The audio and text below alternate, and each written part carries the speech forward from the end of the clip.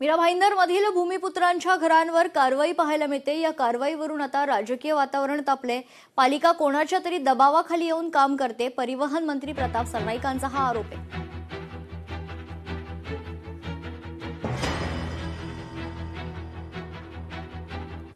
गेल्या 6 महिन्यामध्ये ज्या पद्धतीने ह्या मीरा भाईंदर शहर वेगळ्या प्रकारची भूमिका प्रशासनाच्या वतीनं उपभोगत आहे, तशी भूमिका जर भविष्यात सातत्याने होत असेल तर ह्या शहरातला आदिवासी भूमिपुत्रांनी मराठी माणूस या शहराच्या बाहेर काढायचा प्रयत्न तर कोणी करत नाही ना, असा प्रश्न माझ्या मनामध्ये आता निर्माण झालेला आहे। काल न्यायालयानं तर एका प्रकरणामध्ये ताशेरच ओढलेली आहे आणि राज्याचा मंत्री म्हणून मी गंभीर दखल या सर्व प्रकरणाची घेतलेली आहे।